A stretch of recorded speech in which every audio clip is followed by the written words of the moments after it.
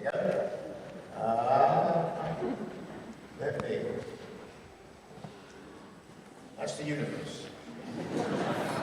But not as we know it. Okay. Very sensitive, this thing. There's the back of my head.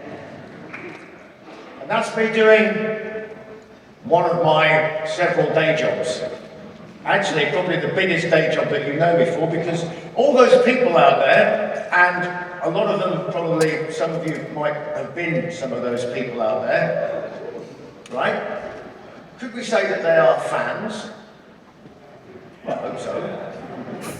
You would hope so, don't you? But as a band, can I also mention that as an entrepreneur, we'll get to that a bit later, as an entrepreneur, if I change one letter in the word band and change it to an R, you get the word brand. And that makes some people feel uncomfortable. Brand, oh, that seems corporate and weird, oh, it's rock and roll. No, because you are a brand.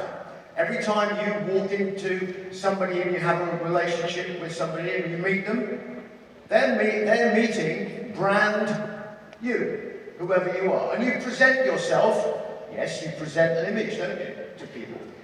And that's who you are. There's nothing to be ashamed of, to be a brand.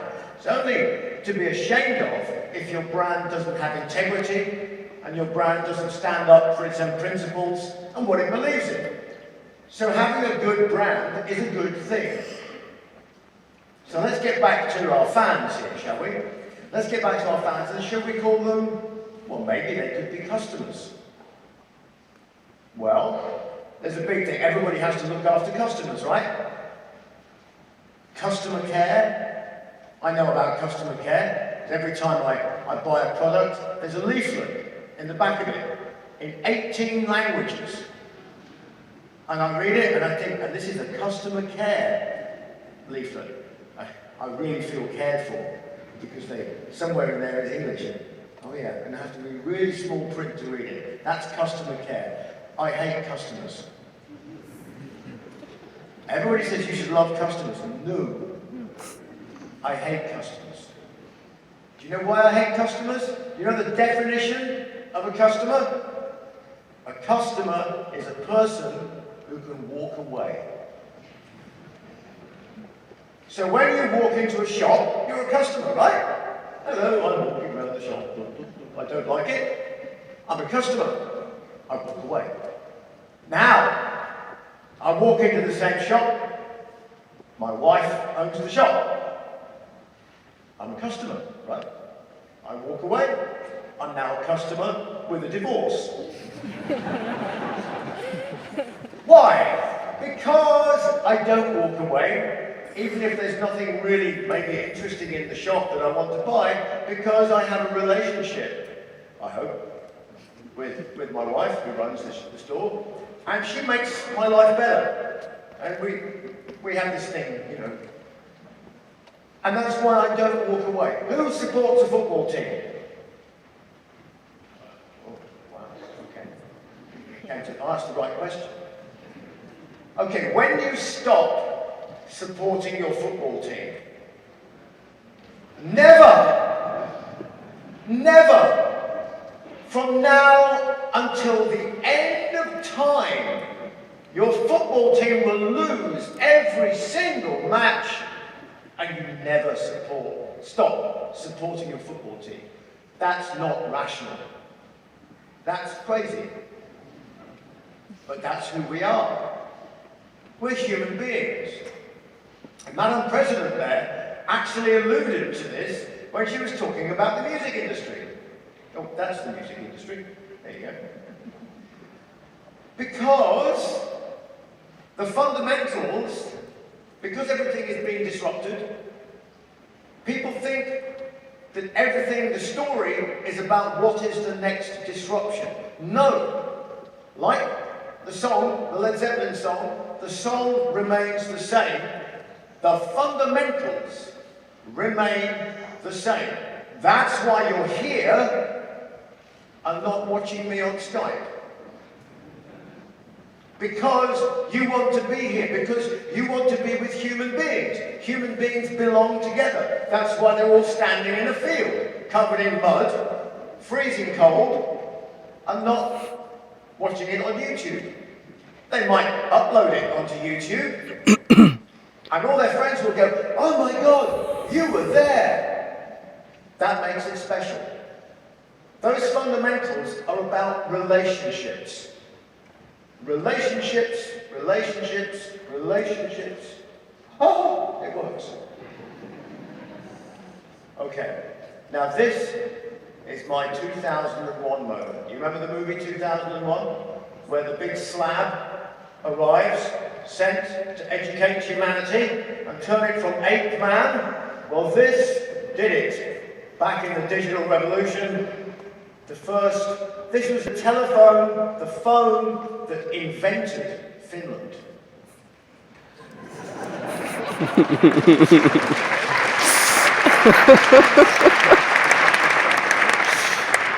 And it is my phone.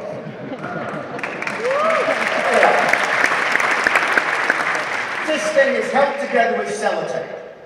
Okay? I once dropped this at an engineering conference in Toulouse, in Airbus, and I dropped it on the floor. It fell into 6 pieces.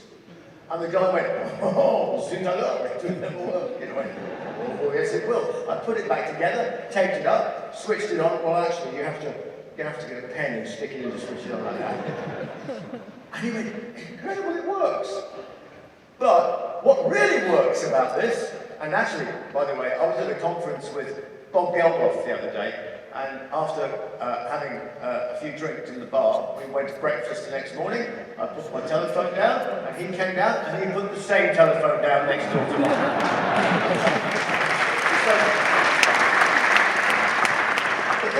But this is not really about this is not a story actually really about a telephone. Just as this is not a story about an exploding Samsung. And it's not a story about an iPhone that you can drop in the bath, but you can't use your headphones. Right? It's not a story about the stuff. It's a story about having a conversation. I spend a lot of my time in some of the businesses that I'm involved in trying to tell people to stop not doing work by sitting in front of a computer screen sending emails to each other all day long. They will spend a week. Yeah, I'm copying you in on this email. Oh, I got a reply. I'm replying to your email. What do you think about this? Next day, da da da da. They spent a whole week. They've done nothing. Nothing has happened except they've generated a lot of digital nonsense. They could have fixed the whole thing by picking up the telephone or talking to the gentleman in Bloomberg last night in the bar. He said, "You know what? The guy works in the office next door. You could actually walk down the hallway and say, 'Hey, what are we going to do about this?'" But no, because we're all digital and we're modern, we find excuses to disrupt ourselves, to avoid doing work by not talking to people. And actually, the technical element of things makes it more important than ever that we talk to people. It's people, it's people, it's people. What did Bill Clinton say? It's the economy, stupid. Well, it's people, stupid. That's what this is all about. Who is your audience? Who is your market? People. There's nobody else. Who else is there? It's us. That's who you're talking to. We get so hung up about digital. Now, I'm going to have a little chat about creativity, because obviously I write songs. And when I approach business in pretty much the same way as you write a song. And people want to know, how do you write a song? They always want to know which comes first, the music or the words. I don't know. Whatever happens first, happens first. This is my little fella here. Who's been bitten by one of these? It's a mosquito. Everybody's been bitten. Who saw the mosquito that bit them? did? After it bit you or before? Oh yeah, exactly. Because when you sit there and you wake up in the morning and there's a perfect, where did that thing come from? You know? When you switch the light out, all you can hear is, where is it? Where is it? Where? Ideas are like that.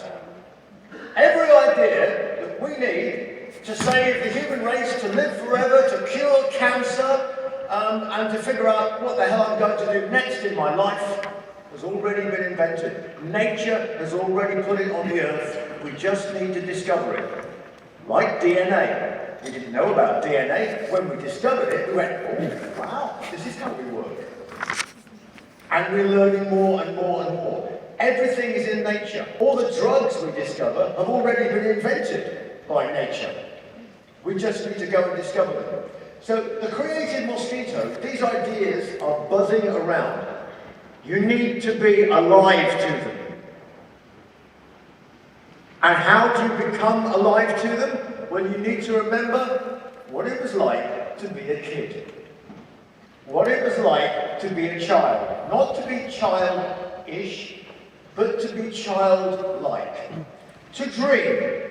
Somebody said to dream the impossible dream. Go ahead. What harm can it do? Dream the impossible dream. Because when you dream, crazy things happen. You'll find people that say, you can't do that. That's what accountants do. Accountants are the land of no. Okay? Until you're successful, in which case they say, hey, I knew it was a great idea all along. I told you that would work. Jimi Hendrix, right, Jimi Hendrix. This is not about Jimi Hendrix's guitars or anything else like that. This is about reading a book that inspired me to do something a little bit crazy. And I read about Jimi Hendrix. He used to get himself around by jet aeroplane in the early days of his career. In the early days of his career, that was how he got around America by plane. It was a little bit faster than walking, but not quite as reliable. And Jimmy came, a new age was coming. The Boeing aviation company had invented an airplane that would open up air travel within the USA. And it was cheap. So Jimmy's manager said, hey, why do we need to take all this equipment with us when we could just rent it at the other end? And Jimmy gets on a plane, I buy a whole bunch of tickets, and where's Jimmy going to play? Wherever the airplane lands, that's where he plays. And that's what he did. And I thought, hey, what a cool idea. We could be like little airborne gypsies, because I was learning to fly. So I had a little dream that I would do this in an aeroplane. I'd put some equipment in there, and we'd go fly somewhere. We'd go and do a concert somewhere, a little club. And I tried it in America with one of my solo tours, and it was great fun. And then I rejoined Iron Maiden, about 5 years when I was out of the band, and in the intervening period, I got a job as an airline pilot, as you do. And I was flying an airliner, and I learned a little bit about the business of airlines. And I realized that in the winter, that's February, nobody wants airplanes. There are a lot of airplanes sitting around doing nothing. You know how much it costs for an airplane to sit around and do nothing for 1 month? $500,000. That's for a cheap airplane. $500,000 for an airline. So I thought, maybe we could put our equipment in an airplane. And why? Because Iron Maiden had a problem. Because we couldn't afford to tour in Australia, in India, in South Korea, in Indonesia, Malaysia, New Zealand, all these southern hemisphere countries. Why? Because the distances were so great, the logistics were so difficult, and the accountant was the land of no. The internet was the land of come on, why don't you guys come? Otherwise we're going to turn fans into customers. And they're going to walk away. Because we never turn up. So I said, just suppose, just imagine, we take an airliner. Are you with me, Mr. Accountant? We take an airliner, we rent an airliner, and we put the equipment and the road crew and the band, and it becomes the world's biggest flying tour bus. A magic carpet to take us around the world, and we just join the dots in a logical way, and then everybody's happy, right? And he went, you know, that's a crazy idea, but it just might work. And that's what we did. So I'm the guy, there's one guy there that hasn't been up drinking all night. Looking pretty unhappy about it. But that's what we did. That was in Brazil, in Curitiba in Brazil. And of course, when you do crazy things, good things happen. So that was that was probably the most photographed aeroplane in the world. More even than Air Force One, subsequently. And actually, I don't know if that gave Donald Trump the idea to get his own 757, which is what that is. But it looks a bit like the Donald, it's not. Always a difficult passenger, always a difficult passenger. He's always in first class. But we did the movie, we did the DVD, everywhere we turned up was CNN, ABC, Fox News. Unbelievable. Fantastic. Result. All of our fans loved it, they all felt, and it's, commercially, it worked. I mean, we did it 3 times around the world, in successive years. So from a crazy idea, reading about Jimi Hendrix as a kid, going, wouldn't that be great? And I happen to love flying. Oh yeah, and I got to fly the airplane, that was cool. To delivering a dream that really works. Anyway, unfortunately, that particular airline that I worked for went broke. Not because of anything I did, because something, unfortunately, that the then owner of the airplane, of the airline, did. He wasn't very successful in that regard. So, what happened next? I went, you know what? I've flown airliners for 10 years. I was a captain, and I went, there's got to be some more. Let's have a go at something else. And so we started a garage for airplanes. Why would you start a garage for airplanes? I'm not an engineer, but I know there's a shortage of airplane engineering. Well, we started a garage, that's one of my garages, with an Airbus in it. And what we do is we fix, this is 3 years ago, we started a garage to fix Boeing and Airbus airplanes. And we do, that's what we do. But the real reason we wanted what's called an MRO, the real reason we wanted to do that is because we wanted to start an airline for nothing. How do you start an airline for nothing? Okay, let me ask you this. Why do airlines go bust? Lufthansa on strike? It must be the pilot's fault. No, airlines go bust because they own aeroplanes. Airplanes are expensive. They sit on the ground, they lose money, you go broke. But if you get an airplane for nothing, what does it matter if it sits on the ground? It doesn't cost a lot of money, and you can always tell the pilots to come back next week. Except if you're Lufthansa. So, this is the essential equation of what it is to be an entrepreneur. Okay? I was terrible at maths at school. Awful. I couldn't see the point of it, except that I had to pass an exam so I could go to university, so I could study history. Yeah, I needed maths. So, trigonometry? Why? What's the point? As long as I can add up, right? Well, later on, when you study to be a pilot, you figure out that there are some things about mathematics that are kind of cool. But, at the time, I was like utterly pointless. I want to be a musician, I want to be a historian. But I do know the equation that you need to be an entrepreneur. 0 plus 0 equals 1. And I can tell you the other equation, which is when people get involved and there's a huge amount of money, and that's 10 plus 0 equals 0. Because an entrepreneur is going to be hungry, and he's going to be smart, and we use the word agile, yeah? You've got to be nimble, you've got to jump from one rock to the other, like a little frog on a lily pond. Because you're going to be dodging people that say, hey, you owe me money. I said, yeah, I'll pay you later. You owe me money, I'll pay you later. You owe me, have you got some money? Yeah, I'll take that, I'll pay you, and then I'll just run, I'll hide. And eventually, you land on the big lily pond because your idea is good. Which is the other thing you need to be as an entrepreneur. Never give up. Never, ever, ever, ever give up.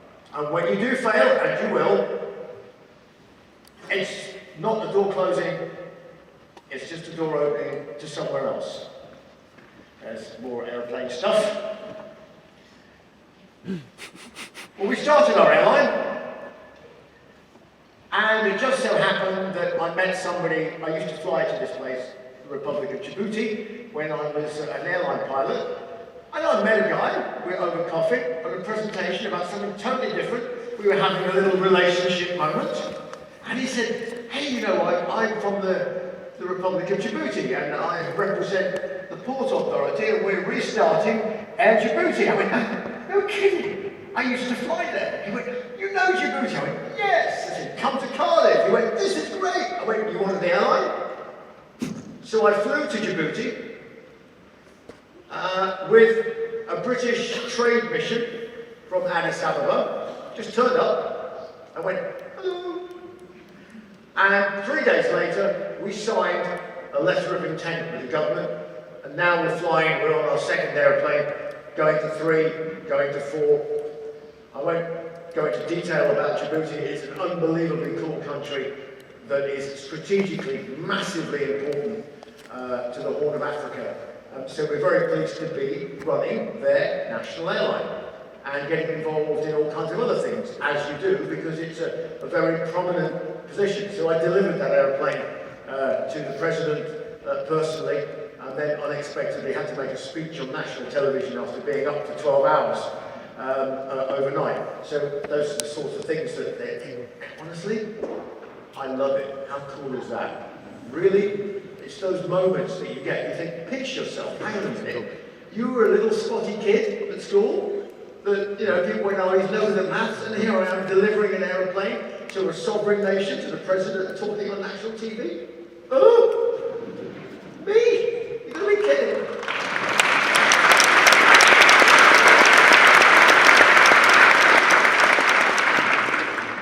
So, we said we'd never go and do a round-the-world tour again, but I also have a business training pilots. Why do I train pilots? Because we need them. Why do we need pilots? Because aviation travel is set to double. Where are we going to get pilots from? Ooh, I don't know. So we have an aviation training business because we have that. And I did a good deal buying, I hope it was a good deal, buying some cheap second-hand simulators from a company who needed some space. One of them was a 747 simulator. We did some training for a company, and I just happened to be having a coffee. Oh, there's that relationship word again. And I said, hey, your 747s. He went, yeah. How many do you have? He went, we got 16. I said, you haven't got a spare one, have you? I think we do. What colour is it? He went, I think it's white. And is it passenger? He went, yeah. I went, how much per hour in Luton? He went, well, I'll find out. Well, then I had a little bit of a problem. Because I went to my manager and I said, do you want to go around the world again in a 747? He went, oh, wow, that would be huge, cool, yeah. But then I got throat cancer. Ooh, that was a bit of a bummer. That's worse than the accountant. That's worse than the land known. So I was in the middle of trying to run 3 companies, up to here in debt, and I made most of my income from singing, and then I get throat cancer. That sucks, right? Well, I got over it. We got better. Never, ever, ever give up. Oh, hello. We vanished. Well, never mind, anyway, I'll talk again. Oh, there we go again. Popped up the other side. Just come up for air. So in the middle of all that, just after I got done with it, I was still glowing from radiation and full of chemicals and everything. That's when I went down to Djibouti. My wife said, "What are you doing? You've just come out of treatment for cancer and you're going on the way to Djibouti. You look like shit." And I went, "Yeah, I know. Everybody else tells me I look great, but I know they're lying." Right? So I turned up and I signed yellow eye. And she goes, there's malaria down there. I said, I might get bitten by the creative mosquito, you never know.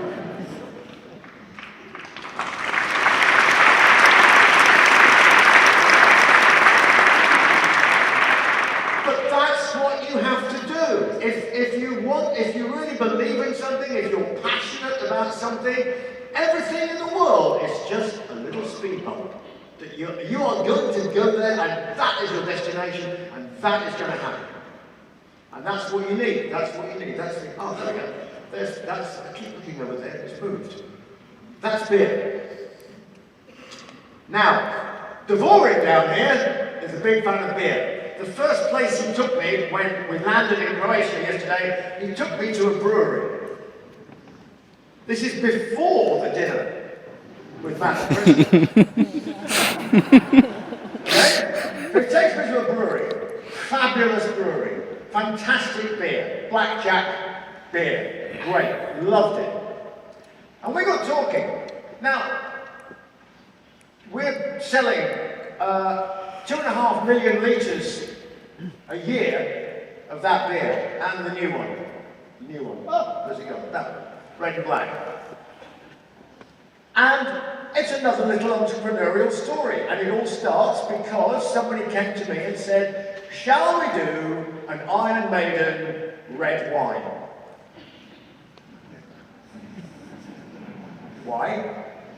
Oh, because you can sell lots of bottles. Yeah, but it's not us. Talking about customers, talking about fans. What do fans expect from Iron Maiden? What do I expect from Iron Maiden? We're an English band. We have a heritage in beer. Let's do a beer. Oh, you mean you just put a label on somebody else's beer? No! Integrity. We'll brew our own beer. We'll make our own beer in partnership with the brewery, but we'll design it. Actually, 3 of the guys live in America. One guy doesn't know where he lives, and the other guy lives in the far north